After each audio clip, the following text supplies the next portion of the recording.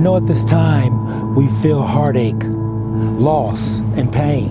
I know you both have passed, but remember you have a new life ahead of you. Even though that there is death, there is hope. This may sound insane, but have you ever been to your own funeral? That's exactly what this is. This is me and my girlfriend, Frances. You see, a certain disease had been the catalyst to so much change and transformation in our lives, and we had come out so incredibly different on the other side that we decided to have a funeral bearing who we used to be. We had old clothes and items that reminded us of those two people, and we buried them. Does that sound crazy? Well, crazy's about to hit a whole new level. Let's rewind a little bit and go back to almost 4 years before this gloomy event. One minute I was filming music videos and commercials all over the US, having just come out of a divorce with a new baby under my belt. And the next, well, I was in a very special romantic relationship. Leave me alone! You're not going to be here alone. Leave me alone! Let's back up even a bit more. Before I met Frances, I moved to Arizona where I began working with Ryan on a documentary about cancer. While interviewing those cancer patients, we came to learn that some of them had an underlying illness that was making their recovery much more grueling. That was the first time I heard of Lyme disease. I then began researching on the topic, reading everything I could, and found out about this alien-like microscopic spirochete bacteria which live in the saliva of ticks called Borrelia burgdorferi. A bacteria that can drill through muscle, bone, and even the brain and can transform into 3 different forms just to avoid being identified by the immune system and to avoid antibiotics. It not only injects the Borrelia bacteria, but potentially many co-infections, which, when penetrated into the blood-brain barrier, all hell breaks loose. The tick it's right over my shoulder, that carries the bacteria causing the disease has migrated north from the U.S. There were more than 700 cases reported just last year. And Lyme disease can lead to facial palsy, memory loss, meningitis, depression, liver damage. Now, what's disturbing about all this is that it's now a silent pandemic around the U.S., Canada, Europe, Asia, Australia, New Zealand, and even Africa. So why aren't more sirens being sounded about this? Why are doctors dismissing this outright? As I researched more and more, I found that allopathic doctors and the CDC were simply saying that this bacteria was easily killed with a short course of antibiotic treatment. I guess they know what they're talking about. I mean, we trust them with our lives, right? When I was growing up, they used to say, Robin, drugs can kill you. And now that I'm 58, my doctor's going, Robin, you need drugs to live. So my research prompted me one profound and disturbing question. What is this evil bacteria creature that has left the CDC without any satisfactory answers to those sick with Lyme and desperate to get proper treatment, and has even taken celebrities off the grid, terrified about the future of their public careers, fearful that they would never sing or act again? Now, this is where things get really interesting. It was around this time, as I was working on the cancer documentary and completely outside of the Lyme world, that I met Frances. She shared with me that just a month prior she had been bedridden and had a strange illness none of her doctors knew how to properly diagnose. So they started treating her with prednisone for an autoimmune disease called dermatomyositis. Not only that, but she had other severe symptoms like memory loss, brain fog, pain in her muscles and joints. She had air hunger, night sweats, bruises from falling down. She lost some of her hair, her lymph nodes and eyes swelled. She told me she got a brain tumor and also shared that she was suffering from severe anxiety and depression. All that on our first date. Despite all that, we still immediately connected and clicked because she's not only so cute, highly intelligent, and incredibly spiritual, but she's also a fantastic photographer, and I love photography as well. We became best friends, we did everything together, and I particularly enjoyed watching how she would let herself go behind the lens of the camera, and how she became an expressive and poetic artist, capturing every moment in a world without boundaries or limitations.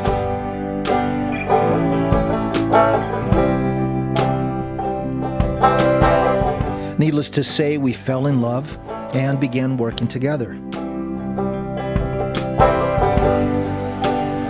This I asked her, Frances, wouldn't it be insanely ironic if I'm working on a documentary about cancer where I found out about Lyme disease, and then I meet you completely outside of the Lyme world, only to find out that you have Lyme? And that's something she just couldn't believe because the doctors were telling her otherwise. Despite asking her to get tested several times, it wasn't until 6 months later that she finally did. Needless to say, I was not surprised at all when we found out she tested positive for Lyme and many Lyme co-infections. She then moved to Arizona from Colorado and began getting treatment in Scottsdale.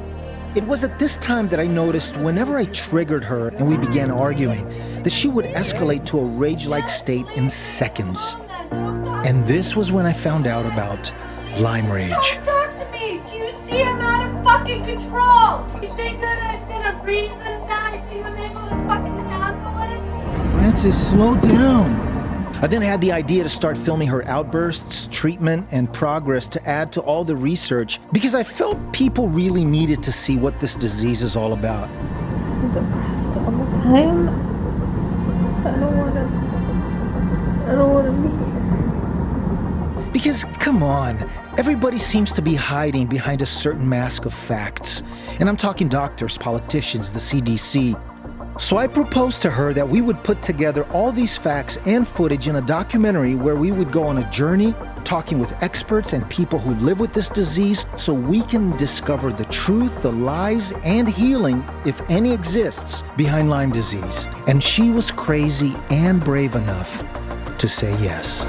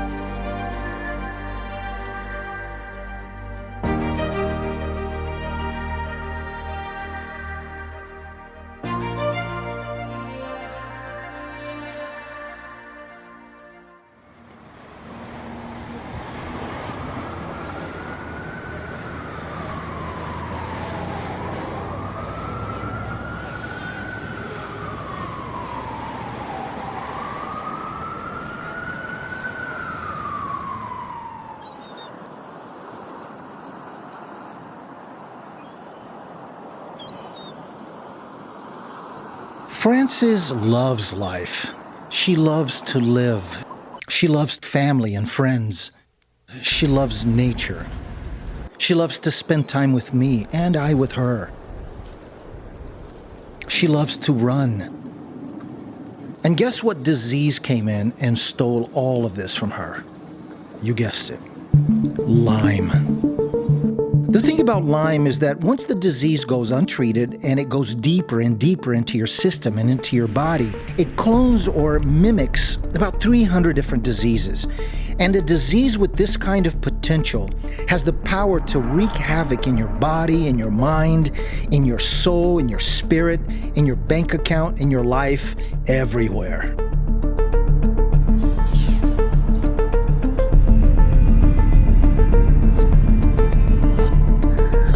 We're going broke. We're losing everything we have to pay for my medicines. I was very athletic and active. I worked endless hours in the day. I had my own business. And then all of a sudden I got sick. I'm freaking true Lyme disease. I feel guilty all the time for how much of me, the real me, this has robbed from my family, from my beautiful girls, and from my husband. The first thing that you lose is your quality of life, and with that, your freedom and independence. Frances was bedridden. She couldn't move. She couldn't even hold the steering wheel in her car because it hurt so much. She got really sick, and eventually she had to quit working, and she basically became an invalid. I would be walking to work from my car to go into the building, and suddenly I would become extremely unstable. And again, if there was a crack in the sidewalk, I knew that if I fell, I wouldn't be able to get back up. It shakes your confidence, you know. I've switched to flat shoes. I've been wearing flat shoes for 2 years now because I'm afraid if my ankles wobble a little bit, I won't be able to catch my balance. A lot of times what's missed is the after effects, the impairments that the disease can leave a person with, because from a disease standpoint, it creates a lot of inflammation in your body, kind of like what you went through. So an inflammatory process in your joints, in your muscles, in your connective tissues can lead to impairments of loss of strength, loss of coordination, loss of balance, loss of flexibility. Those are impairments that you're left with, kind of like the disease has come through your body and left you with these things that are not normal for you.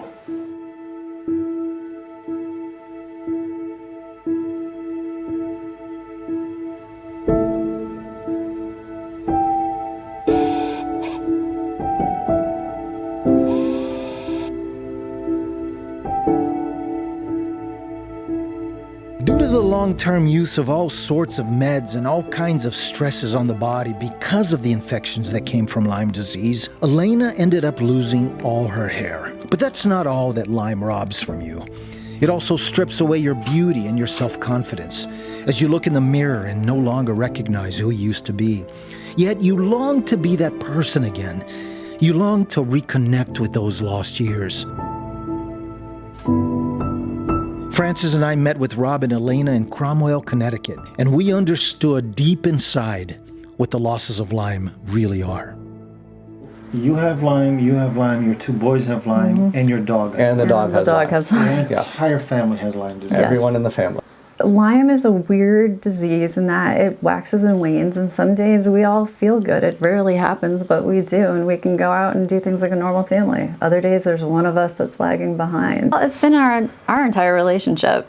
Which is how long? We've been together for 17 years. We've been married for 15. 15. Things were going well, and at that point when you first meet somebody, and I knew he was the one. I knew it. And She did. She paid me a lot of money. But, stop. I just did. So I took a job doing some marketing, and we moved in together. We got engaged. We moved in together. One day I drove to work and pulled into my parking spot as normal, and by the time I got there, the right side of my face had fallen. It finally got to the point where I was walking around like I had Parkinson's and MS. Had a foot drag. I had tremors that were horrendously horrible. I was dropping things, breaking things. I did have an IGeneX test, and it came back with enough Lyme-specific positive bands to back up the clinical diagnosis. CDC doesn't think so, but a Lyme literate doctor can read them, because if you have those. I have Babesia and Bartonella. When a patient gets Lyme disease, usually they don't just get Borrelia into their body from that infecting source. It isn't just ticks, it's mosquitoes and fleas and gnats and bed bugs, and anything that can bite and transmit blood has the potential to transmit pathogens. They get other microbes that come in at the same time, and those other microbes are referred to as co-infections. Bartonella, Babesia, Rickettsia, and sometimes others. Lyme disease is kind of like, imagine having, and for lack of a better term, you have like this famous band of all these singers, right? Everybody knows this famous actor, Lyme, but they don't know all the other actors of the show. So Lyme gets all the press because it's kind of, oh, there's a tick bite, but in essence you have other infections. The Borrelia spirochetes will actually hang out in the gut of the tick until feeding starts. But they will actually start to migrate through the tick, out of the gut, into the tick blood, which is called the hemolymph, and then eventually find their way to the salivary glands of the tick. And in the salivary glands, that's when they're actually injected into a new host. If you think of co-infections, you could think of a tick as being like a cesspool of pathogens.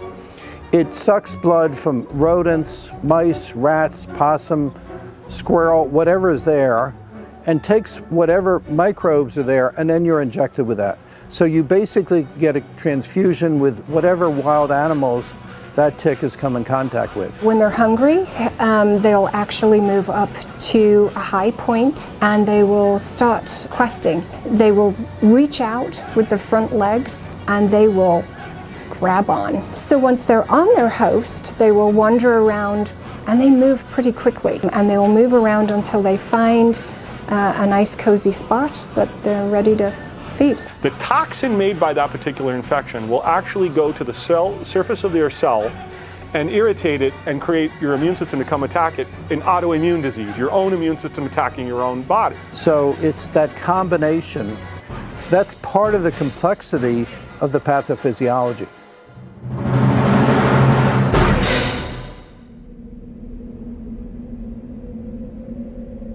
It's insurmountable, the amount of weight that Lyme disease brings, not only psychologically, but physically. Lyme turns your world upside down. But why does Lyme and all its co-infections turn a person's world upside down so much, to the point of taking everything away from them? It is because it's a powerful bacteria the doctors don't know how to find, don't know how to diagnose. But more on this later, and is everywhere in the body, causing an immense amount of havoc. And they actually have different percentages of infections in the blood, in the central nervous system, in the sinus mucosa, in the gastrointestinal tract. Everybody's busy talking about Borrelia and a few of the co-infections, but when you really are treating a patient in real time, they have viral, bacterial, fungal, parasitic going on. And you gotta treat them all. It's a high concentration of chaos, you see. Take these spirochetes and where they are, for instance. This footage was a courtesy of a doctor of dental medicine who recorded these on a powerful microscope. And yes, these spirochetes are in the mouth, among other places in the body where they live. And from there, they travel to the brain. I was playing football, and I was on the practice field. I didn't feel too well. And I told my coach, and he basically told me to walk it off, and I was throwing out blood. And he was like, okay, now we have to call your mom. So we went to the doctors, and they found out how to get my gallbladder removed. And there was no gallstones, there was no reason. And when they went to go remove it, my gallbladder had ruptured. And the next 4 months, I probably lost a good 40 pounds. And I went from being a really, really athletic kid to barely being able to wake up and go downstairs. I had this terrible, terrible seizure, and like I was walking through my room and my whole body, like my eyes started like rolling back, and then I like collapsed to my floor, and I was trying to like pull myself to the door with one arm, because like when I have the seizures, my whole body, I can't move it anymore. My hands kind of go like this and they like start curling in. And then it like my whole arm like will start like shaking, and then it like moves up through here, and then my whole chest is like vibrating and convulsing, and then you can see like my neck, all of the veins are like popping out, and like my face is like shaking. My arms will stretch out in all different directions in my legs, and I'll look like a starfish. And it's so incredibly painful because I can hear everything that's happening, but I can't talk and I can't move. Earlier this year, I had planned for my funeral. I had just gotten word from my physician that I would have more than likely between 3 to 4 years left to live. Because I'm trying to deal with it, I'm coping to die. And one of the ways I decided to cope with that was to actually design my own funeral program. I've never been as sick as I was with Lyme disease. You're already bedridden, you're already stuck in a wheelchair, you're already knowing that you're losing your mind. Yeah, you're in the worst season of your life. And people say, well, things can't get any worse, there's always somebody worse than you. These are folk who don't have Lyme.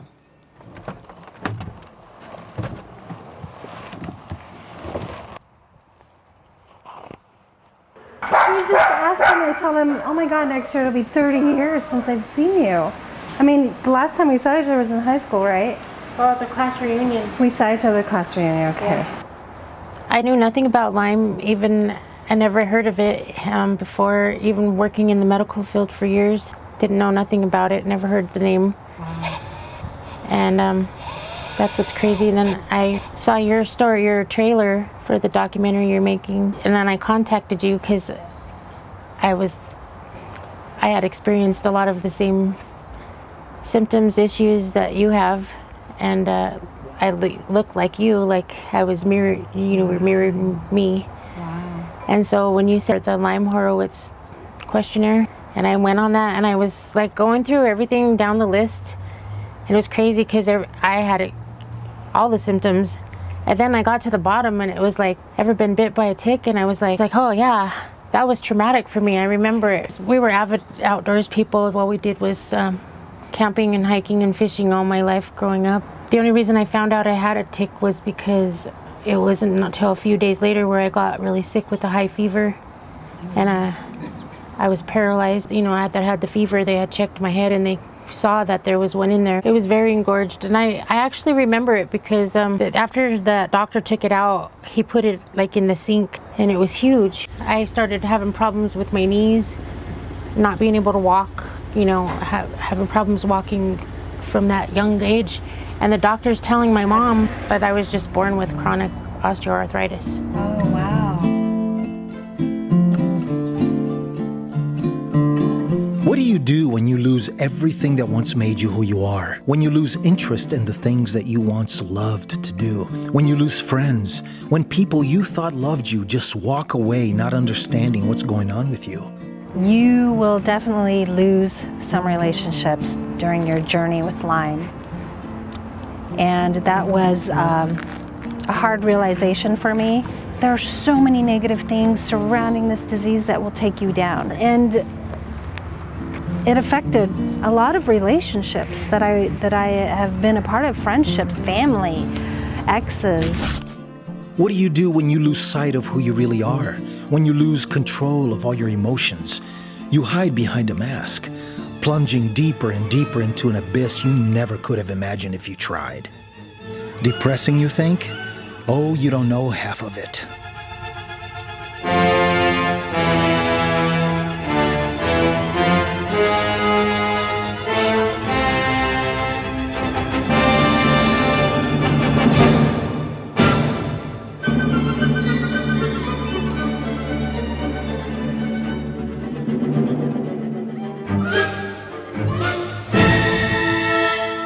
I feel like I am dying on the inside. Like this is what death feels like. Everything inside of me feels like it's decaying. There's like this toxicity or this poison in my body that is just eating me up. It's very frightening because oftentimes I think, am I dying? Is this what death feels like? A lot of people that have Lyme disease have Borrelia in their brain, not just in their bloodstream. And when it gets into the brain, it does a lot of undesirable things. Syphilis, we know, is dangerous. Syphilis has 22 genes and Lyme has 132. So it is far more sophisticated with its ability to survive in the host and then cause inflammation in the brain.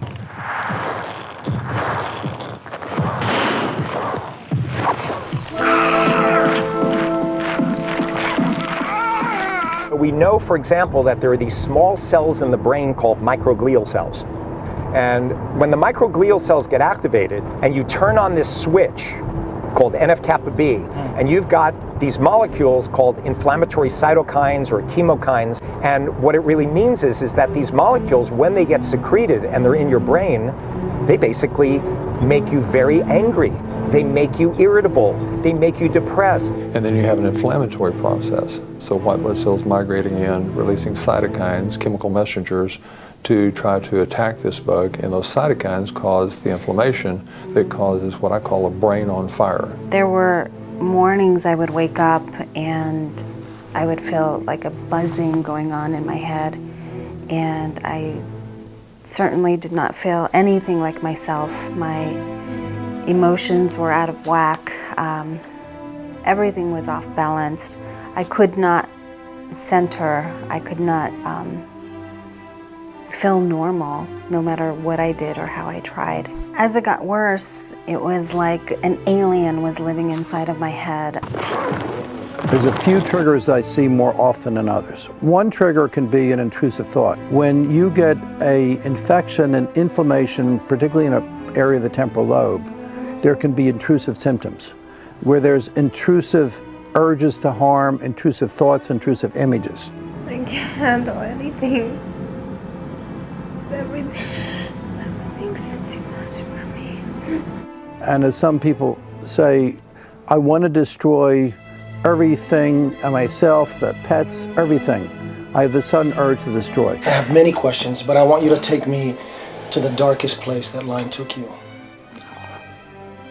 The hopelessness. You feel that you are not yourself. I was so angry, so enraged. For me, Lyme just didn't impact me physically, but it also impacted me neurologically, where I have a lot of brain fog, loss of the ability to recall words and names, but even more importantly, it impacted me with what we normally call Lyme rage. Lyme rage, which is what the public calls it, is really what's happening inside the brain. The infection, Borrelia, and its co-infections are blocking all those nervous system areas. You have dramatic shifts. Then you add to it genomic differences in the genes of people and how so that affects their brain, methylation, and all these other complex components.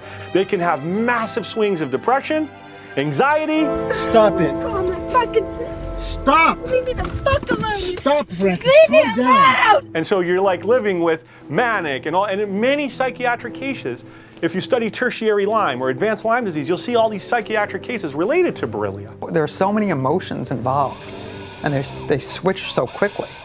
So you're crying one minute, and then you're cursing the next, and you know, I don't throw things, but I spew. I mean, I can really spew a lot. The language that comes out of my mouth that I'm saying to my own child that I gave birth to is like, forget about it.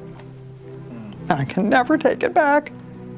Once you've seen it, you believe it's real. With the Lyme rage, you can see this sudden explosive volatility, and it comes from nowhere. One patient says it invades the privacy of my mind. And particularly when you're treating the infection and you're killing off more bugs, so to speak, or more infection, you release more toxins, you're getting more of these shifts in the brain. I'm the senior minister, pastor of then the Avenue F Church of Christ. And I went off on my leadership. This is my elders, deacons. I had their wives there, and I literally cussed them out for about 15 minutes.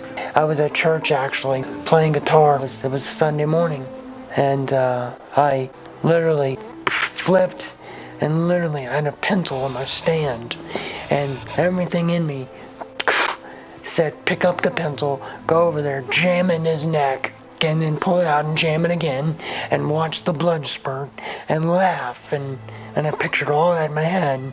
Basically, there are times I want to watch the world burn. But I don't. It's not me. It's a devil inside. It's a devil inside your body. The patient herself or himself is sort of powerless, even though if they know that, I'm reacting way too much to these little things, they can't help it.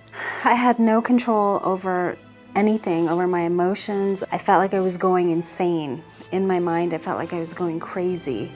Now, a lot of Lyme patients have a diminished ability to filter out stimulation. You see overactivity in the thalamus, part of the brain that normally gates out stimulation. So if you are in a high stimulation, anybody's in a high stimulation environment, think of Times Square, we normally have an ability to filter out and pay attention to only what we want to pay attention to and filter out all the other things. Many of the Lyme patients lose that ability. So as a result, then they often become reclusive, which then makes them socially isolated. They don't feel well enough to go out and be sociable. They separate themselves from other people. They start getting depressed because they're separated from other people. They become sometimes so despondent that they commit suicide. The difficult thing about having Lyme is that I've hidden it from my closest friends and family. They all know that I have Lyme, and some of them are familiar with some of my symptoms, but they have no idea that this monster lives inside me. The number one killer in people that have Lyme disease is people taking their own lives because they think there is no help, no hope, and they've been told that sometimes by the allopathic medical community. So they check out because they're tired of fighting and feeling miserable, and they don't have the quality of life they used to have, and so they just say, why keep fighting? I'm in the darkest place. I mean, I did end up in a psych hospital last year. That's how bad it got. And spent some time there because I was suicidal. But I was ready to end it all. I mean, I cried, I screamed. In the beginning, in the shower every day. She would just run around the house and scream, like a screeching scream, as if you were in. The only thing I can relate it to is being in a zoo and something triggers all the animals. And she would just run around in circles and just run around the house, and I would try to get a hold of her and say, it's going to be okay, it's going to be okay. And I would look at her and it's as if she wasn't there. I just remember I would wake up at like 1 o'clock every morning with the insomnia I had and pace around the street and just like, what is going on with me? What is going on with me? Before all this, when I was going from job to job, thought I was losing my mind, going through counseling, my mom was there every day with me pretty much saying I'm going to commit suicide, and I had to have my guns taken away. I would get angry over absolutely nothing and just put my fist through a wall, put my elbow through a wall, say things to the people I love that I didn't really mean. It was just, I had no control over my body. This is full-on rage, like full-on, I don't care what's in front of me. Before then, I did attempt suicide on my own life. What did you do? I grabbed an orange electrical cord and I tied it like a fishing knot kinda around one of the pieces of wood in my garage. And at the time, we had power in the garage, and that's where my mom would park. So when I went to go hang myself and it didn't work, I just broke down crying because I just knew that if it did work, that's the first thing my mom would see when she would come home. This is everything I have been diagnosed with since Lyme disease. This was the bottom one. I had two things, anxiety and anemia. It's the physical pain, it's the mental torment, it affects every single organ in your body, from your brain right down literally to your toes. It ruins it attacks your heart, brain, your joints, everything. There's not one thing that Lyme disease does not touch. Nothing. I didn't think people could suffer the way we do. Like our whole community. I've seen suffering, I've seen people sick, but it's fixed. It is a darkness. That's all it is. There's nothing that I've experienced yet where it's like I can see the light at the end of the tunnel yet. Lyme disease leaves you in a dark, somber, and hidden place. Having Lyme is like living in a dirty, cluttered up house where everything is broken, filthy, and incredibly messy, in absolute chaos, to the point you can't even move around. You can't think, you can't function at all. Now, the same effect also goes for the caretaker, who's left in the same state, confused, not knowing what to do, and continually researching what can be done. You love the person who is sick, but not knowing what is really going on and how to yourself stay out of that darkness to shine hope and healing to them. This is where relationships fall apart. Relationships break when there's Lyme in the middle. Divorce and breakups are a present and constant threat in every single couple when one or the other has this terrible disease. If you know a couple that has Lyme, you can bet on anything they're doing their best, but are struggling and fighting for their lives. I know that sounds slightly exaggerated, but it is the truth. It's a fact. We did meet some couples that went through these almost impossible times with each other because of Lyme, but they pierced through the darkness and lived to tell the tale. A most inspiring tale of love, dedication, and the art of never giving up. We've had other doctors and nurses that are just like, I can't believe you're doing that. You shouldn't be doing that. You can't, you shouldn't be, you need a professional to do this. And, well, our insurance doesn't cover nursing care anymore. They don't even, recognize she has Lyme. So we're stuck doing it ourselves. This is our date night. Yep. Once a week, we get together and have to put the needle back in the port and everything so that she can do her antibiotics. And we just make it, our weekly thing.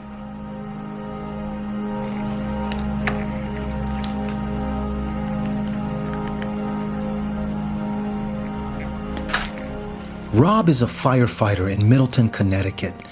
He constantly pulls double shifts and works as a 911 dispatcher to cover the financial wreck caused by this disease in his home.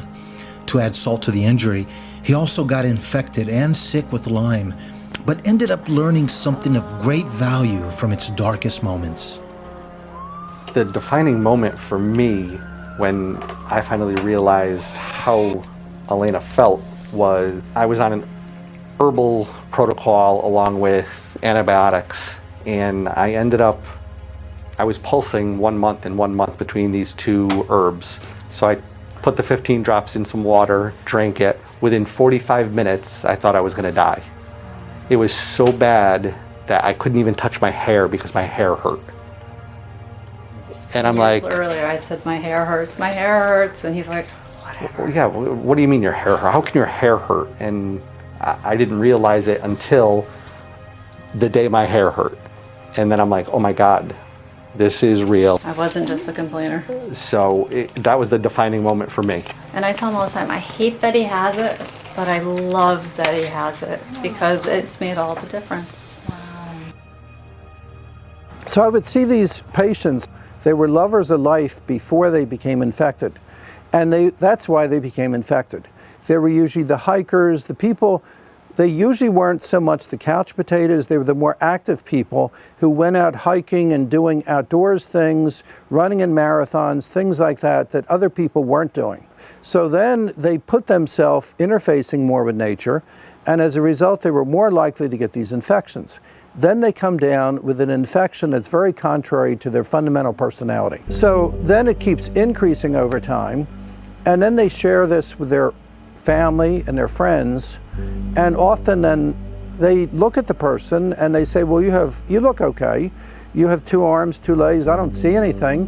So, maybe you're just, overreacting, or this is, maybe this is all in your head, just push yourself and you'll be fine. That's what I do, and it's fine with me. I found it very difficult at that time to share what I was going through with family and friends because I was ashamed. So I hid those things from everyone I knew, and I put on the pretty face and greeted the public with the best version of me that I could produce, when ultimately on the inside I was not holding it together very well. This above all, to thine own self be true. William Shakespeare. But lying takes away a person's internal compass, their innate ability to know what is real inside your head and what is not. And then the masks come up, making life a wearisome activity, pretending to be what you know you're not. I saw this with Francis. I know it all too well. Do you then start believing everyone that it's all inside your head? There's a very bad joke I use for people when they come to me with psychological issues, because they've seen so many psychologists or psychiatrists or physicians who tell them it's all in their head. And what I said to them is, they were absolutely right. It's all in your head. There are bacteria in your head, and there are toxins in your head, and these are making you sick. Yeah. As one can see, the darkness of Lyme comes not only from the disease itself destroying people's lives and their will to live, but this darkness is also connected to something else, a great big elephant in the room, if you will. I'm talking about the powers that be that control and define what Lyme is and what it isn't. To the point that patients now hear from their doctors that all their symptoms are simply inside their heads, as Dr. Horowitz pointed it out. And why would these scholars, scientists, and doctors even suggest all this? My eyes are deceiving me. What you see is real. Well, what's done is done, and what I've done is right.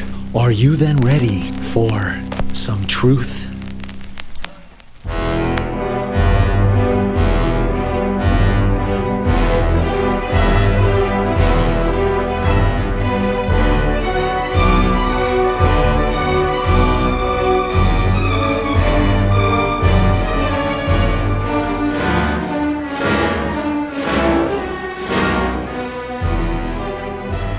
If you were to ask me, what is the most controversial disease on the planet? I would say, take a wild guess. Lyme disease is especially problematic in the United States of America because we have the top 2 hospitals in the world, yet they don't and won't treat persistent and chronic Lyme disease. As a matter of fact, according to Newsweek, the USA has 4 hospitals in the top 10 worldwide list. So if you get hit by a bus and end up in 10 pieces in the USA, the chances of a doctor to put Humpty Dumpty back together again are extremely high. Go USA. However, when it comes to healthcare and the treatment of chronic illnesses, oh my. We dropped to number 37 worldwide. Do you see a problem here? The avalanche grows from a single small snowball to something greatly complex and controversial. Why won't most conventional medicine doctors help patients with Lyme? I reached out to quite a few of them for this answer, and they all turned us down for an interview. Some, such as Dr. Gorski, a medical professor at the Wayne State University School of Medicine, even expressed a certain disdain and scorned us when we invited him to share his opinion in this documentary. You can see here that this doctor has a huge bone to pick with the term CLD, or chronic Lyme disease. I even called his office to speak to him, and his gatekeeper was curt and dismissive just the same. Hi, I am trying to get a hold of Dr. David Gorski. And who's calling, please? My name is Tony Silva. I'm just seeking some clarification. I mean, if he's not available to talk, I can leave a voice message if that's okay. I can take your number. I'm sorry? I can take your number and give him the message. Oh, okay. So you won't patch me through to the to his voice message? No, I'll take the message. Thank you. But why? Why so much fear? Well, just like every relationship, this too has its origins all tangled in the past. Years ago, the IDSA, or the Infectious Disease Society of America, which is comprised of healthcare professionals, doctors, scientists, and so forth, concluded that Lyme disease was a simple diagnosed illness that just needed a few weeks of antibiotics and you were as good as new. I think this all starts with the IDSA, with their panel, and they said that 3 weeks of antibiotics is all you needed. And the CDC went just by that. They didn't look at anything else. This is one of the reasons why doctors won't treat patients with Lyme. But this does beg a question. Is chronic Lyme real? Or are all these people who have been lab tested positively for Borrelia and many co-infections making all of this up? It's not a fake disease, because if people have these infections and you're running the tests and they're real, how is it fake? I mean, you don't make up the genetic organism of another thing in your body. Herein the problem lies and begins to thicken. Allopathic and modern medicine doctors, not understanding what Lyme disease really is, end up treating only the patient's symptoms, exactly as they were taught in medical school.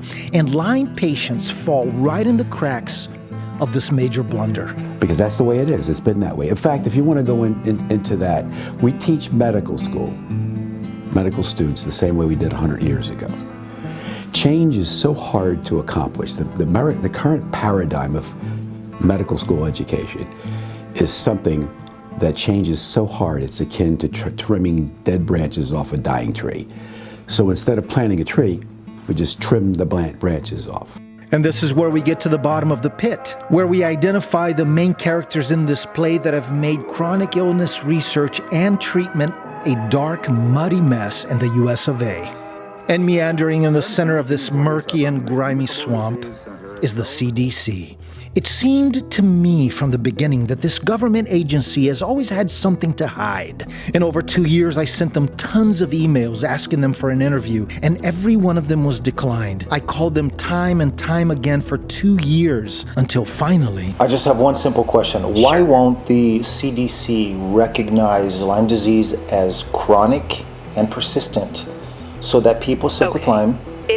Hold on. So that people sick with Lyme can get proper treatment and insurance. Is there anything else I can help you with? Yes, why won't the CDC recognize... Have a nice day, Mr. Silva. This, of course, prompted me to keep digging. On offset, this government agency sounds legit and important to the public, of course. An agency would rely on for answers when it comes to diseases. It was created in the United States right after World War II in 1946. The CDC has always been busy because diseases have always been around and have always been great business. Did you know that the last disease that was eradicated in the United States was polio back in 1955? Since then, Big Pharma realized that curing diseases has zero profit, and Lyme disease is the perfect storm for all of this. But more on Big Pharma in just a bit. Things were going great for the CDC until they hit a major roadblock in the 70s. In 1975, this puzzling disease, which we now call Lyme, broke out in Old Lyme, Connecticut. And yes, we were there as our first pilgrimage to this documentary. Lyme spread quickly through the 70s and 80s. Scientists and doctors didn't know what to make of it. People were getting sick faster and faster, and in larger numbers. The 90s came around, and in January of 1990, the CDC put out their Morbidity and Mortality Weekly Report, where in it, Lyme was known to be chronic and persistent. At the time, repeated and efficient testing were able to diagnose neurological immune-suppressed Lyme cases. Despite the horrible presence and reality of the disease, all was decent in the world, and progress was a strong possibility. But this was short-lived. In the early 90s, the CDC found themselves with a huge problem on their hands. Lyme had been spreading for almost 20 years now, and the number of people not only sick with Lyme, but displaying all sorts of wild and crazy neurological symptoms had more than multiplied. These sick people needed attention, medication, and insurance. The CDC's answer to this problem was devastating. Make chronic Lyme undetectable through testing. And that they did successfully. This happened in 1994 at a conference in Dearborn, Michigan. CDC's Barbara Johnson, along with other agencies, led the symposium where Dr. Alan Steer, a professor of rheumatology at Harvard University, stated that up to that point, Lyme disease had been overdiagnosed and overtreated. You heard that right. Their solution? They deliberately changed the case definition to erase the very existence of chronic Lyme disease by manipulating the way in which it is tested. It's all in the testing, you see. If you can't see any elements that constitute chronic Lyme disease, then it's all easily dismissible. The blood tests for Lyme disease are not that great. It's estimated that the standard blood test for Lyme disease missed the diagnosis at least 30% of the time. I went and testified. We were trying to get a bill passed, and it was a simple bill. It was just letting doctors get the information out about the testing, because people still don't get that the testing is unreliable. And all it was information that your test may be negative, but you may still have Lyme. That's all it was. And it did pass, but one of them it was the health. You know, you have to go to a panel first. And it was like a health panel, and one of them was a doctor. And he says, I don't have time to do this in my office. I don't have time to hand these out to patients. The serological tests are horrible. I mean, honestly, if they get 50% right, I would be super surprised. The word persistence is actually problematic because immediately the ID docs are telling you, oh, well, there's no such thing as persistence. There's no evidence that they can actually remain in tissue, which is, that's not right. There is significant evidence. In fact, that's what the evidence says. In that conference, they added the two-tiered ELISA test and removed antigens 31-OSPA and 34-OSPB, which are outer surface proteins, from the Western blotting. Western blotting is an analytical technique in molecular biology and immunogenetics to detect specific proteins in a sample of tissue, homogenate or extract. When you're talking about ELISA-based testing, that you're looking for antibodies for pathogens that evolved over millennia to avoid the immune system. So for a vector-borne pathogen with an ELISA test, if you see IgG or IgM there, unless you've actively treated for that pathogen, it's there. In layman's terms, it works like this. The Lyme bacteria comes into the body in the form of spirochetes. These critters dump poisons and toxins, which are called antigens, into the system. It needs food when it's in the brain, and what it does is it breaks down glycoproteins, that's a sugar protein complex, and it uses the sugar for its metabolism and discards the protein part of the molecule because it doesn't need that. And usually in the process of that happening, the ammonia in the protein part gets released and creates ammonia damage to the brain. To successfully detect the Lyme disease, one needs to see the presence of these antigens, which the CDC has erased from all testing. By changing the way in which tests are conducted, the CDC's problem was solved. But then people sick with Lyme got more confused. They were left outside the medical world without mercy, without answers, without the public understanding what was happening, and many lives were lost because of this. As a result, presently 85% of the population who end up sick with neuroborreliosis, which is a common occurring form of Lyme disease severely affecting the neurological system, go undetected, misdiagnosed, and drugged by their doctors ad nauseum. Hello, Prozac. I just lost it in my primary care's office. I just started crying one day for no reason at all. And she's, as they all do, like, I think you're a little depressed. You have a lot going on in your life. Here, take this. So she handed me the Prozac. So that's when it all started. The patient comes into the doctor, they say, well, what's your problem? The patient says, well, my last doctor said I have such and such. So the doctors oftentimes don't look beyond that. They just go with that label and keep treating the patient symptomatically. This matches exactly the quote by broadcast journalist Walter Cronkite, that the American healthcare system is neither healthy, caring, nor is it a system. What we have now is an archaic healthcare system that diagnoses or attempts to diagnose chronic illnesses. The crux of the matter now unfolds beautifully. If scientists and doctors from the IDSA partnering with the CDC push their own definitions of Lyme disease to everyday working medical doctors, and if these don't understand what Lyme is, and that it also mimics over 300 different illnesses, then not only is Lyme a mystery, it is also hidden, and no one wants to see it. Could it be that Lyme is fooling the medical community and has been doing so for decades? And if this is true, imagine this. A sick patient goes to his or her doctor and comes out of the appointment thinking they have something like fibromyalgia, loaded with brand new prescriptions and drugs. And I realize my doctor's my dealer now, and a lot harder to get a hold of. And he's always giving me free samples like, yo, Rambo, some Lipitor, motherfucker, try it out. That's all I can hook you up with right now. I got an HMO on my back, baby. That's all I can do. But what if, in reality, the patient has a disease that mimics fibromyalgia, and because the doctors don't know what to look for or how to properly test for Borrelia or co-infections, could it be that the patient really has Lyme disease?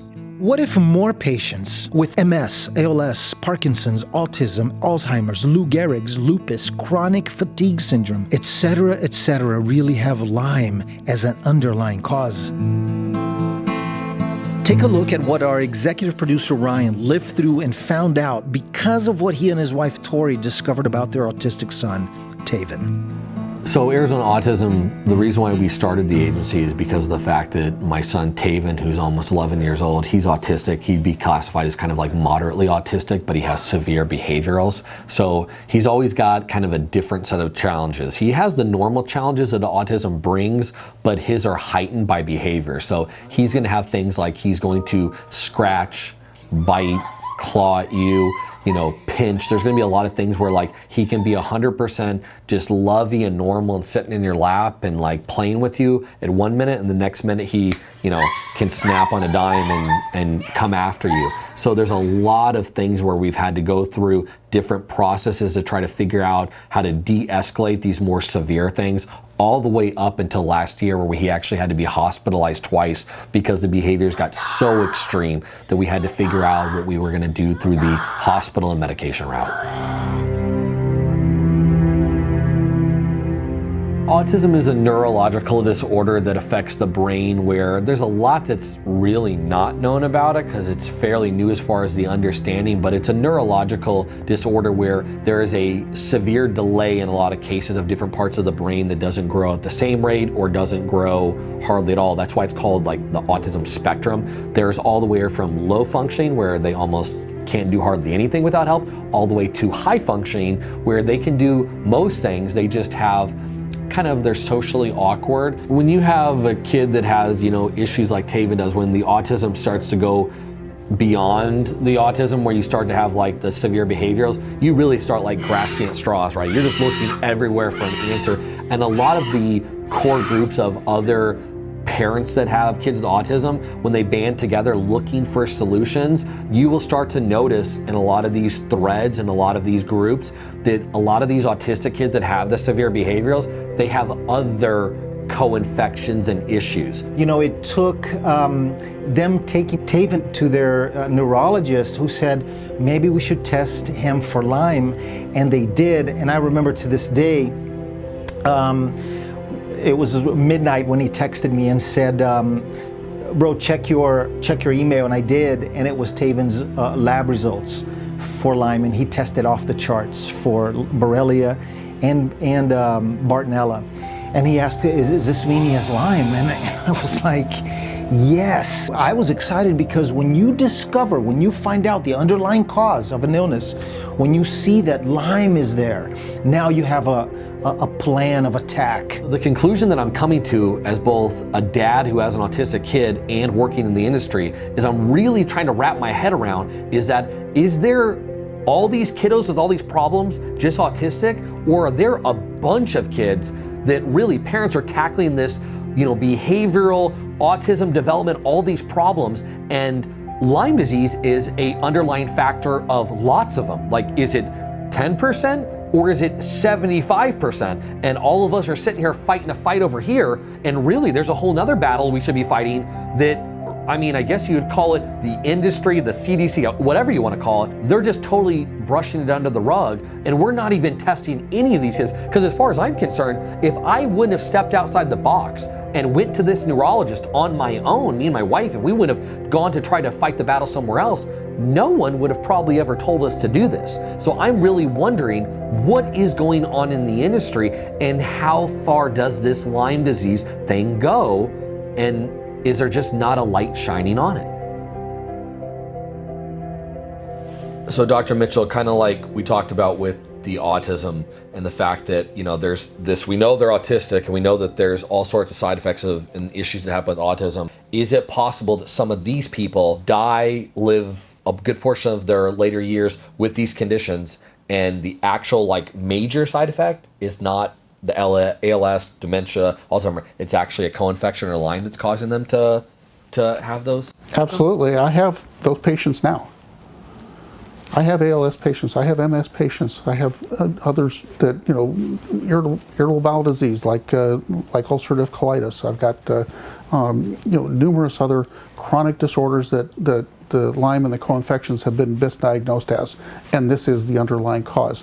The majority of my patients that I have that came in with those presentations, yeah, they're Lyme, for sure. Now let's talk about Big Pharma. Wait, they're in on it too? Oh yes. In 2018, the director of the CDC, Brenda Fitzgerald, purchased shares in pharma giants Merck and Bayer. This is a huge conflict of interest, but the CDC and Big Pharma are in bed together nonetheless. If the director of the CDC was doing this, could there be others doing the same? They found that there were conflicts of interest with that panel, that some of them work for the insurance companies, and that some of them hold patents on the bacteria. And how does this create a problem that trickles all the way down to the research, treating, and recognition of chronic Lyme? First, we have to understand who and what Big Pharma is. We're talking about the biggest industry on the planet, with $1.5 trillion of profit every year. Additionally, Big Pharma is also an industry that spends billions of dollars lobbying their interests in the political and social arenas, all the way to doctors' offices. This is why doctors will not accept the term chronic Lyme disease. They've been bought out. With the Kentucky Lyme Disease Association, the main goal is get doctors educated, because we can't really help patients unless we have the doctors. Why do they need education? Because they don't know Lyme, they don't understand how to treat it. It's not their fault. You know, people get angry with doctors not knowing how to treat it, but they've never been taught this.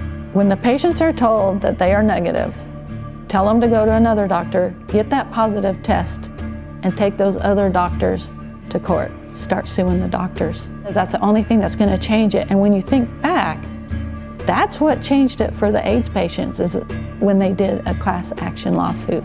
And so, Lyme disease patients in growing numbers who have been victims of doctors, the IDSA, the CDC, and other agencies are now starting to fight back.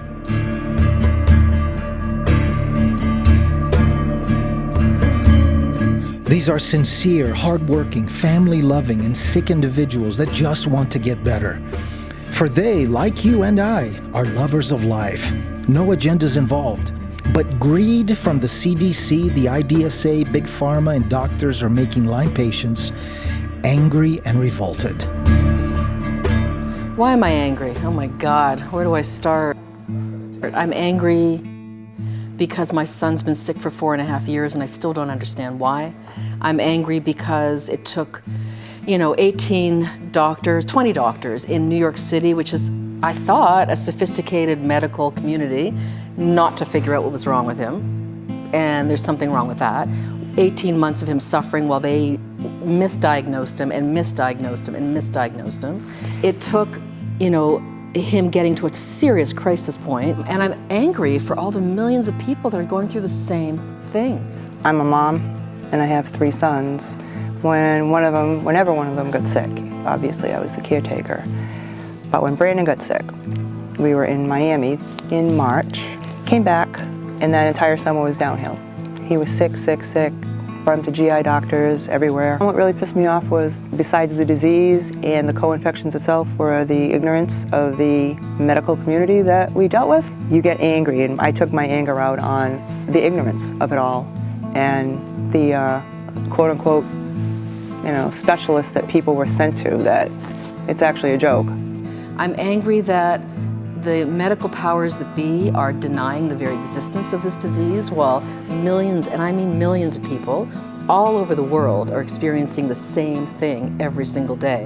In your opinion, what do you think the numbers are of people sick with Lyme in the U.S.?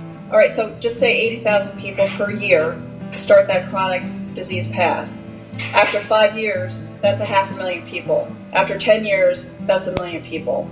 We've been doing this for 40 years in this country.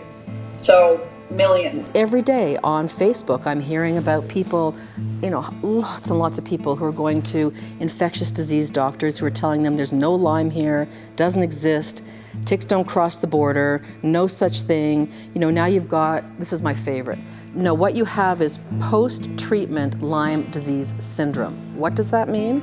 Well, they'll tell you what they think it means. What I think it means is, okay, well maybe you had some remnants of Lyme or something in the Lyme realm, and we gave you some antibiotics and you got better for a bit, and now you're not better, and we don't know what else to do with you, and there's nothing more we can do. So, really just go see a psychiatrist. It's all in your head. Now let's go back to talking about truth. When we speak of the truth of Lyme, we need to mention not only the corruption behind Lyme, but also the Lyme patient's own personal truth.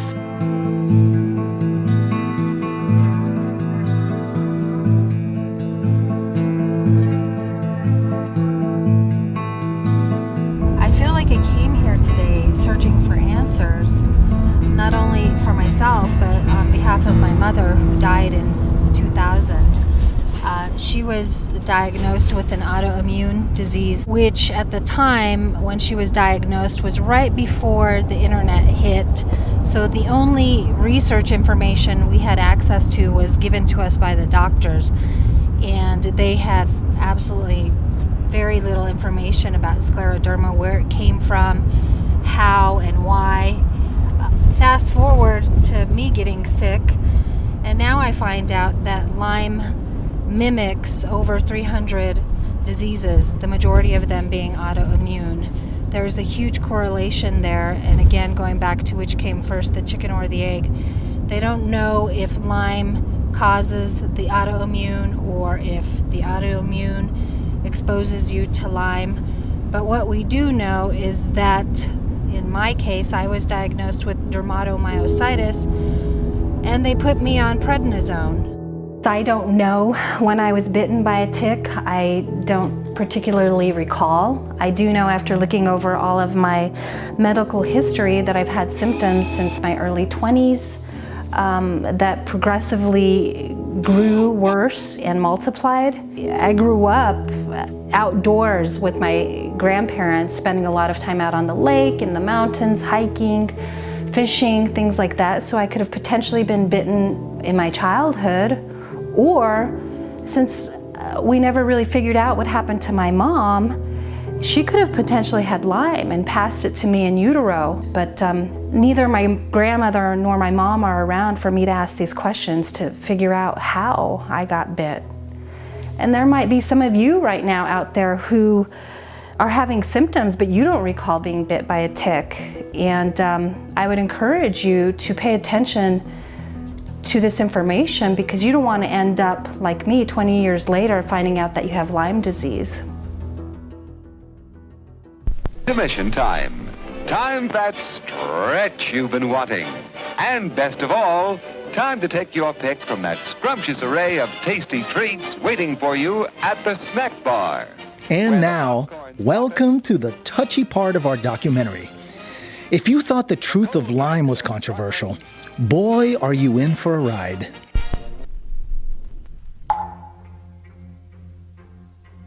And why, might you ask, is this topic so controversial?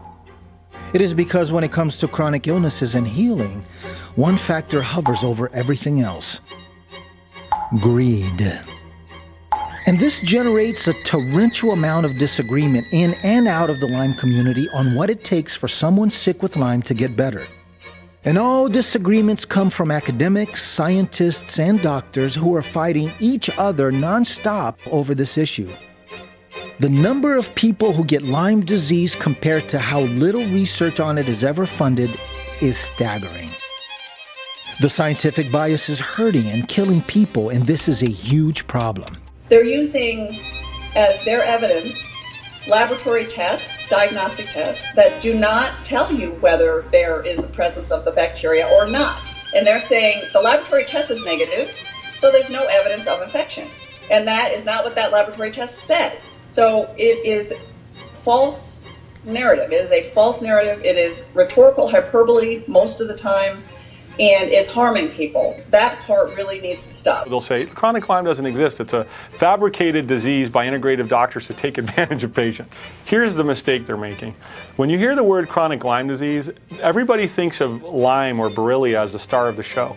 But when you actually start running all the co-infections, Ehrlichia, Babesia, Bartonella, right? You start there and you go, okay, I have these infections. These 6 are showing up in me, okay?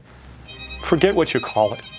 That's what the patient has. It doesn't even help that you're a doctor yourself and you know all these things, but when none of the regular labs, none of the regular tests can find anything wrong with you, and you still have all these symptoms, you can't walk, you have incredible pains, you're so fatigued, and you know there is something wrong with me.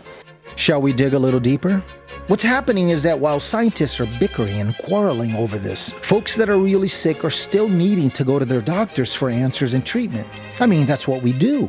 But because these doctors are following these faulty and biased guidelines from the top, patients sick with Lyme get mocked, ridiculed, and flat out dismissed. I mean, this happened to Frances. I feel like I've gone an entire year now without understanding what's been going on in my body. The doctors back home, neuromuscular specialists, they didn't even take the time to explain any of what was really happening to me. There is a group of patients in this world who can get no help, who can get no understanding. Then if they seek help, they are treated very, very badly. And they're just like I was told, that it's all in your head. Without doctors to help and understand with compassion, these sick Lyme patients have to do their own reading and their own research for a cure. Because remember, they're in so much darkness and pain, desperately wanting relief, that all they want is answers.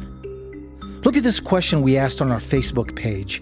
The answers are overwhelming, and they expose the problem perfectly.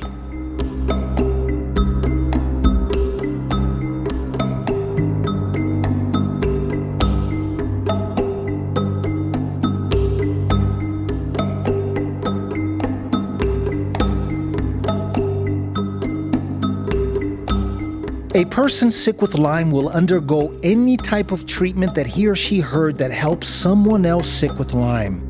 We came across all kinds of treatments, and we tried quite a few of them ourselves. And as far as treatments for Lyme go, there are all sorts of flavors out there.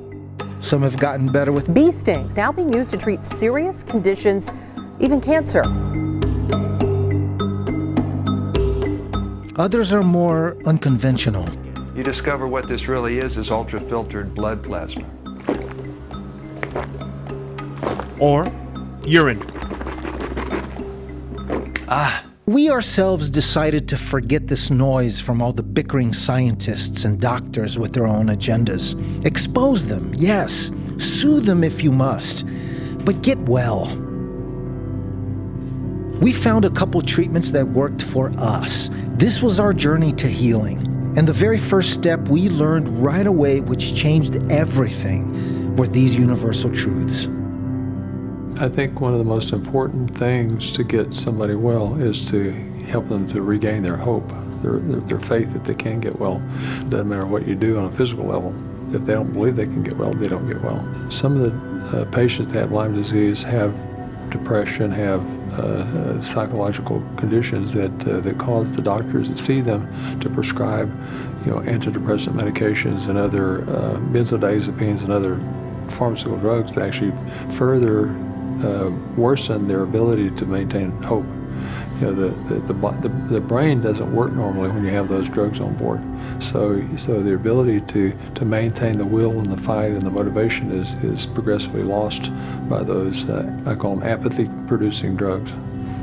Is there hope in treatment that he can just go back to being autistic? Somewhat quote Bernie Remlin, who founded DAN, that you can get recovery for anybody at any age. My son was told, we were told that we're going to institutionalize him. We just have to decide when we want to institutionalize him. And we didn't say no, we said, hell no. But he was nonverbal, he was screaming, kicking, all the worst things. We had a foam helmet on him, the whole 9 yards. That child is now in college. He's Wait, hold on a second. The kid that you've been telling us the story, I'm sorry, this is I thought you were gonna have a totally different name. The kid that you're talking about, your son that had all the terrible, your son's in college now? He's an honor student. He was taking college classes before he was. That's the best ending to the story ever. He was in college. Yeah, he's got full scholarship. Wow. If you ever wondered what hope looks like, this is it. We both learned that once you rekindle hope and you become ready to fight for your life, a fundamental truth that needs to kick in. It's knowing the difference between what is cure and what is healing when it comes to chronic illnesses. A cure means to eliminate all evidence of disease, while healing means to become whole.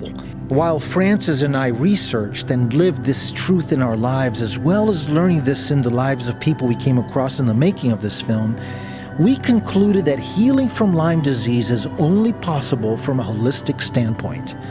That is, one needs to work on the mind, body, and spirit because Lyme affects all of these at the same time. Where I teach and where the medical school itself is an osteopathic school. And our tenets, our beliefs are in the spirit, mind, body. So first of all, the spirit has to be changed. These people's spirit is completely broken. That is why there is no magic pill or vaccine to cure Lyme. I want to talk about the science, but there's a depth to this that deals with the whole human person. Right.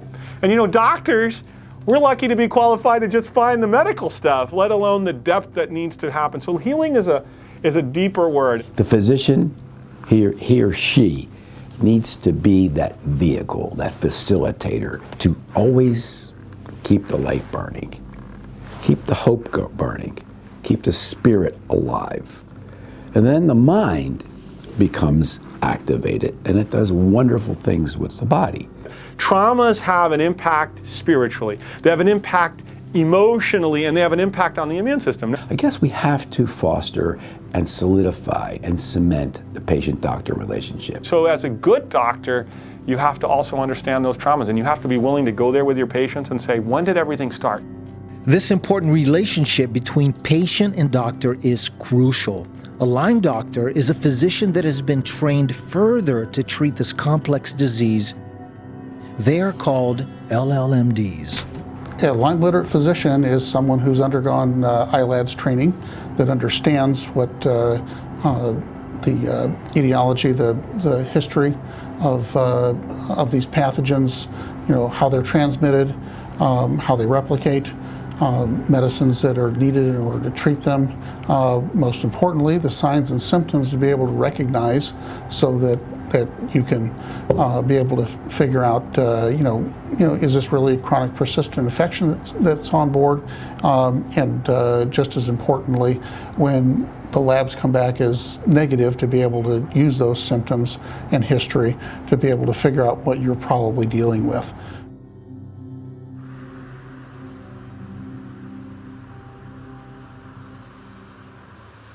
Based on all the labs, what we believe that you have is called chronic Lyme disease complex. And essentially what that means is it's a collection of infections that work synergistically together to cause a disease process, essentially. So most of the time what we see is that our patients rarely come in with one singular infection. It's usually a collection of some type of virus, parasite, fungi, or bacteria. But based on the results that we found, it's clear that there is definitely some combination of those, including Babesia, Epstein-Barr.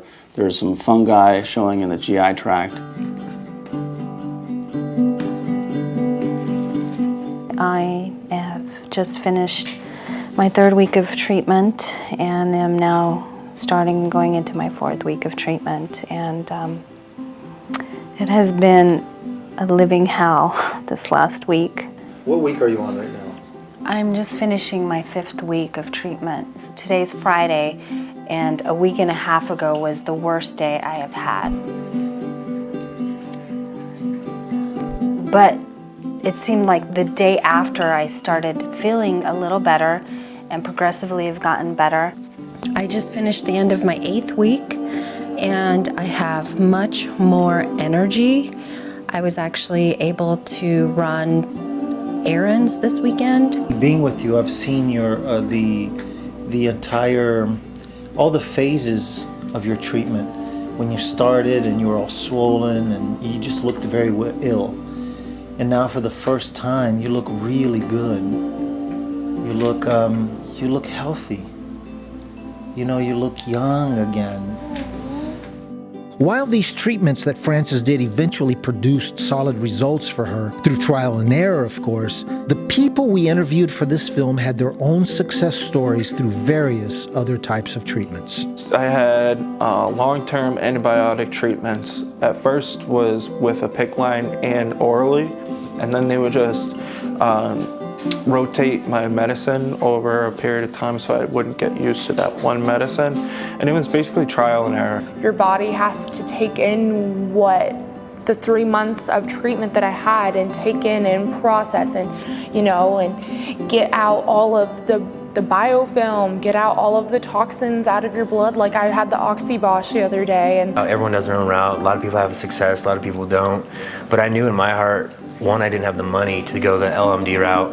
I didn't have the $400 an hour. So I put all my eggs in my basket, I guess, and bought all these things that I saw people getting better with Rife, with PMF mat, with essential oils, colloidal silver. I have the whole limey arsenal. So I just had to discipline myself to make myself take that time out every day in between swimming to do that yoga and stretching and deep breathing and meditating, and I think it's all tied in together to help the healing process. The antibiotics, the supplements to get my immune system up, and the diet plays a huge role. I had what is called IRAD treatments, which is where they take your sugar level, your glucose level, down to a low amount where your brain and spine barrier would open up to actually receive the antibiotics in order to destroy as much of the Lyme as can be destroyed. Then we both agreed that we would go to couples counseling and we'd each see a therapist. That was kind of the beginnings of the agreement if we were going to try to make it work. Because one day Zach said to me, "Are you and Daddy getting divorced?" And I looked at him and said, "No, not if I can help it." Treatment for Lyme is more strenuous and debilitating than people think. You're killing bacteria and stirring up all sorts of emotions at the same time. It goes in deep. She thought she was going to die a few times, and I thought I was going to lose my mind. I feel like a horrible monster. I don't even recognize myself, and I can't control myself. But side by side, we did it. However, we made an unequivocal mistake which led to her feeling weaker and weaker and eventually led to her relapsing. And that was when we underestimated the healing power of eating right and making a lifestyle out of it. We see it all the time where the patients will not stick to the diet, and we tell them, you got to change your diet or you will not heal. You're so happy you're feeling better, and because you felt like death before, so you think, I'm fine. And you can go back to drinking the sodas and you can't. Sometimes I feel better today than I did in my 20s because of the food I eat. We always say, eat like your great-great-grandparents did. They didn't have those stupid cereals back then. I had a few who would, that they've taken everything and it didn't help them that much. But then we go into that, what are you eating? How is your gut? And that's preventing you from getting better. Everything I read comes back to food. Food is really important. And so the first thing we're going to eliminate out of the diet is dairy. And if you want to eat that stuff for the rest of you, you can. But I don't want you bringing it into the house because we need to help her. When it comes to healing, I believe that everyone is searching for the blue pill. You don't know how bad I wanted to go into treatment and to come out of there toxin-free and a superwoman. I had to continue follow-up treatment, and then I had to completely change my diet because even though I thought I was eating a good diet, it wasn't good enough. Even if you're treating for Lyme and you continue to eat all the wrong foods, you're not gonna get better. Or you're gonna feel better and then you're gonna relapse, which happened.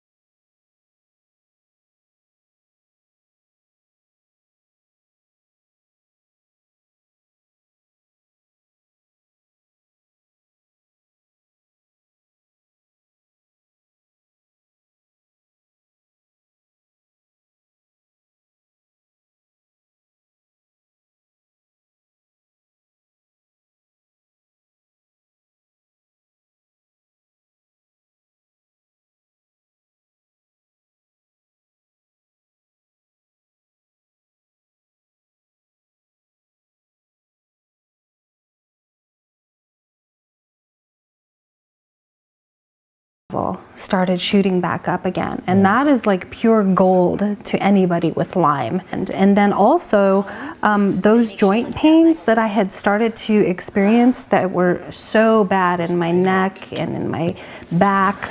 My whole body is aching. It feels like my back is broken. I got your back. I got your back. They completely went away. To this day, I haven't had any more joint pain, so. I mean, the holy grail for these patients is they've been searching for years, of course, as to why am I not better, and that's, you know, was the title of my first book from 5 years ago, is Why Can't I Get Better? And having now seen over 13,000 patients with this disease, we found that there are up to 16 reasons why they don't get better. It's not just the bacteria or the parasites or the viruses. It's what I call the 3 I's. They have infection, they have immune dysfunction, and they have inflammation. So you have to get to all the sources of inflammation to find out why they're sick. And that's really been the key, is to find, for example, like, do they have food allergies that are making them sick? That will cause inflammation. In fact, the same inflammatory molecules or cytokines you get with Lyme. Are they not sleeping at night? Well, that causes an increase in a inflammatory molecule called interleukin-6. That makes their symptom much worse. We find about 25% of our patients are mineral deficient. They may not have enough zinc. We need zinc to fight infections and for inflammation. All treatments have a potential benefit and a potential risk. You're constantly weighing the risk and benefit, and you're constantly individualizing. What you aren't doing is going by a black and white algorithm. There is no external authority in science.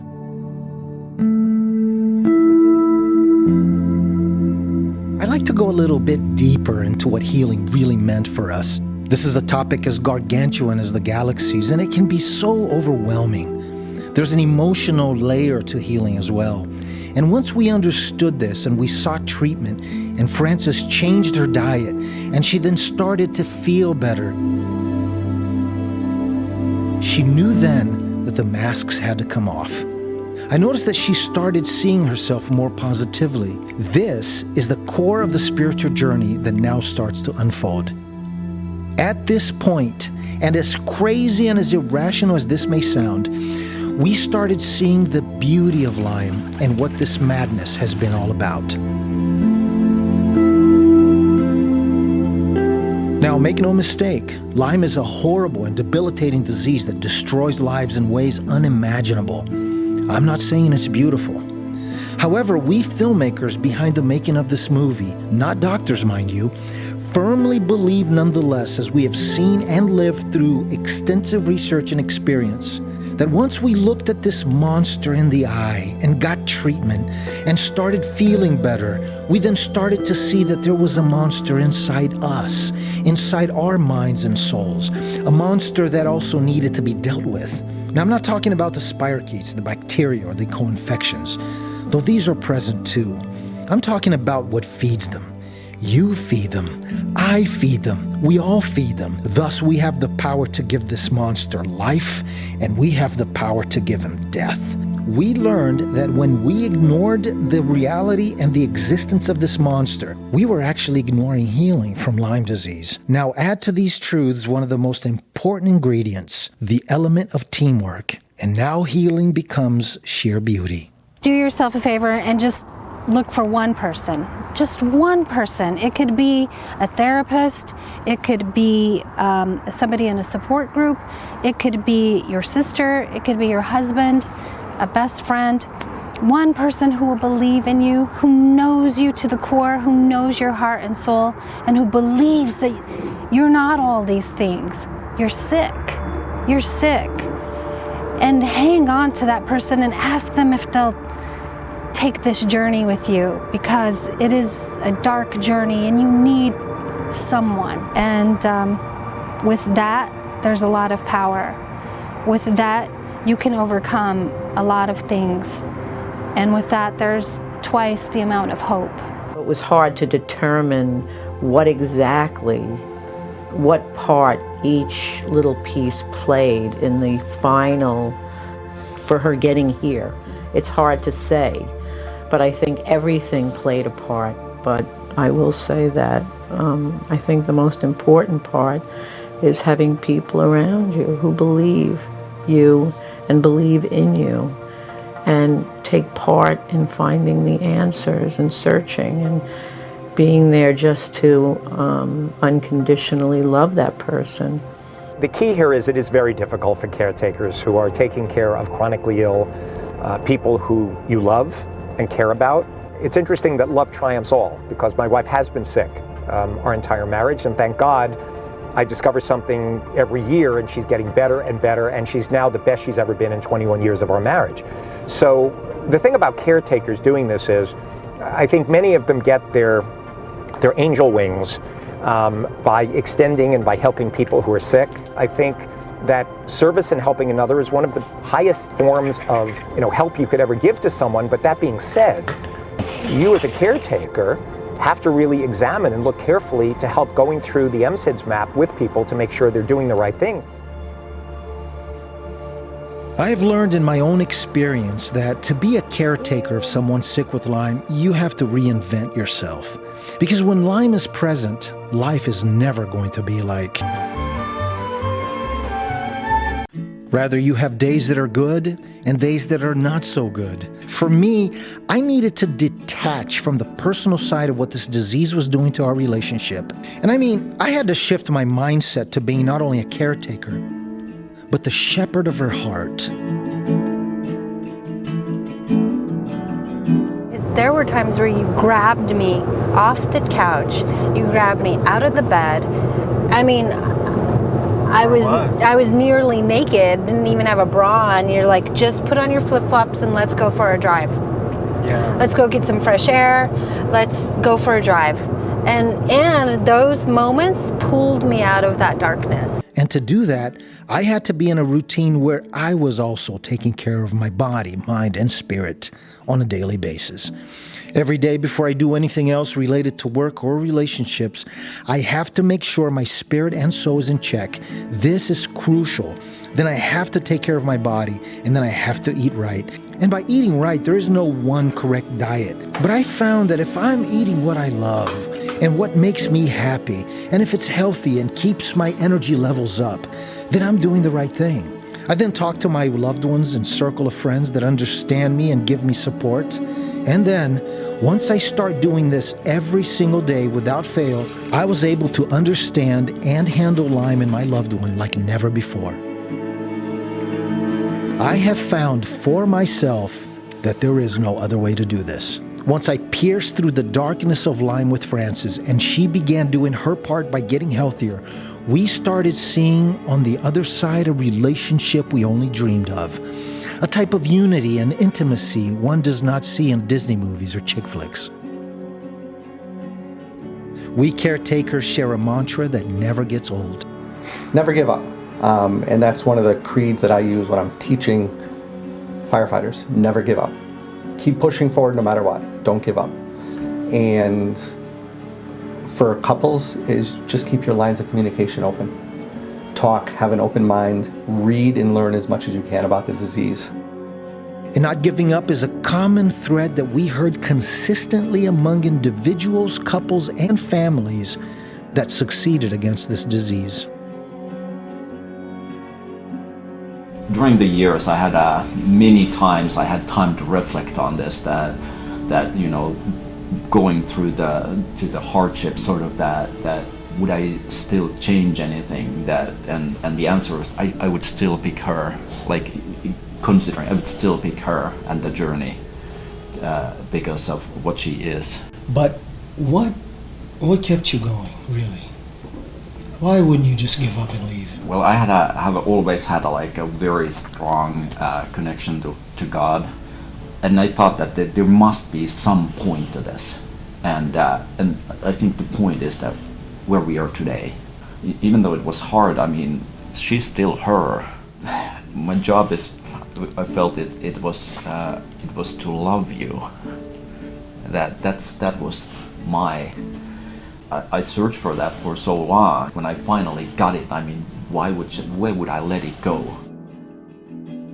Frances and I decided that we needed to resolve to keep happy and pursue it at any cost, because Lyme will halt that pursuit dead in its tracks. I noticed that what kept her in a joyful state was for her to stay grounded, doing the things she absolutely loves, the simplest things in life that gives her joy. I also saw that once treatment had pulled her out of the darkness and she was in remission, that Frances version 1.0 was dead. This was now Frances version 2.0, one that doesn't stress over the little things, that eats right, that doesn't go without sufficient sleep, or works until she's ready to drop dead out of exhaustion. Her version 2.0 eats only what's good for her mind, body, and spirit. She takes time to notice the important things her former version took for granted. She now exercises differently, thinks differently, acts differently. The new version of herself now started to see beauty and a reality that before she hardly considered. Can I share with you a dream? I was standing in front of this wall, but it was like a picture, but it was about this small. And God says, what do you see? And I said, I don't know. It looks like a jumble to me. I don't know. He goes, step back. So I step back a little bit. Okay, it's bigger now, but it's still a jumble to me. And he says, step back. And I kept doing that. And I step back, and I see Ulysses S. Grant on a horse dressed up in his blues, and he's got a sword out. I said, wow, what a picture. And God said, it was that picture all along. He said, you couldn't see it, but I could. You don't know what's going on. You can't see the picture, the whole picture, but I can. Trust me that I've got you. So I started changing my prayer of, Lord, let this all not be for naught. Let this be for a purpose. And I believe it has been. The drama's gone. What drama is that? The drama of daily life, trying to keep up with the Joneses and all that. It doesn't matter. That's beautiful. Yeah. It doesn't matter. What matters is I woke up this morning and I'm still here to watch my kids grow up. That's what matters. Lyme changes everything from the way you look, to the way you feel, to the way you eat, to the way you make choices. It changes everything, but you can work within it. And it also inspires you in a way. It inspires you to reach out to others, makes you kinder, it makes you humbler.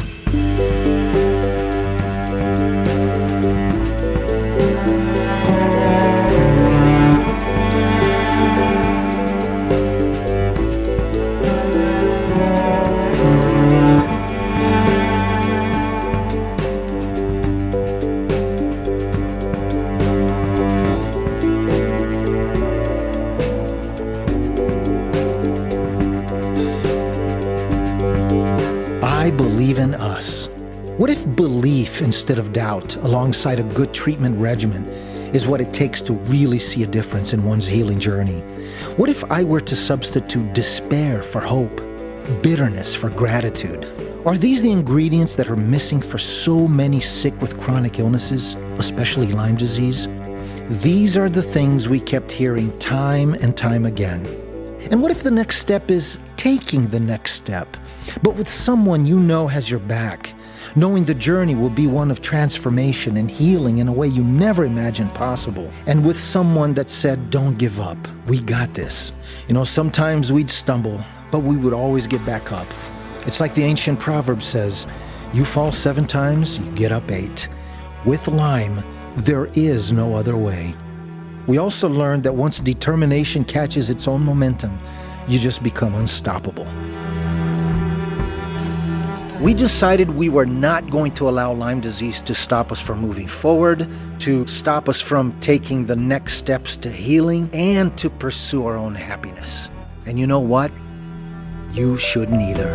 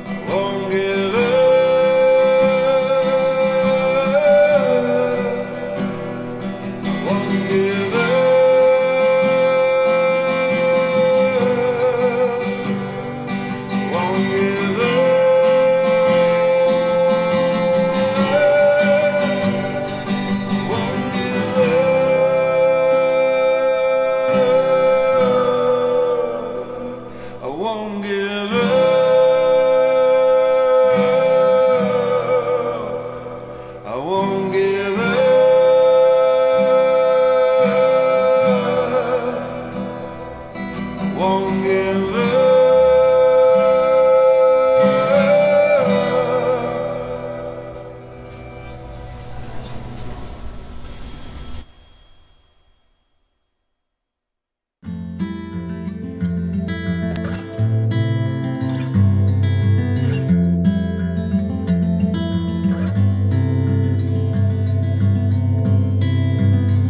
Something's wrong here, doctor, and I don't know what it is, but there's a monster in my body, and it's living in my limbs, and it's tearing through my system like a hurricane wind that won't stop.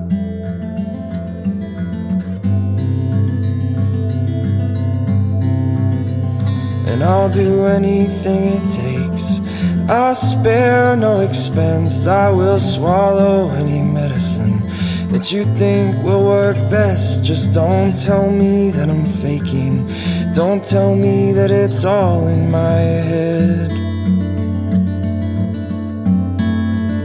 I was a young and healthy man, I was a young and healthy man, I was a young and healthy man.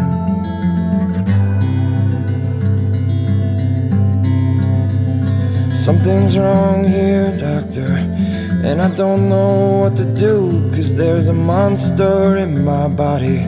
Now I can barely move, and I'm staring at the ceiling. I haven't left this room in so long.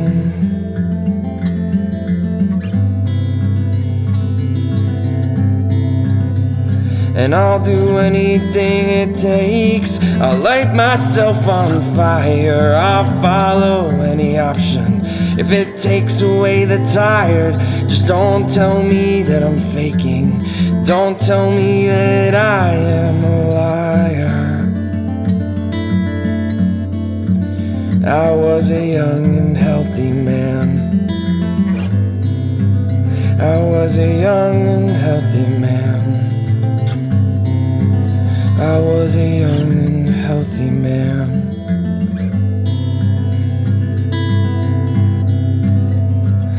And ooh,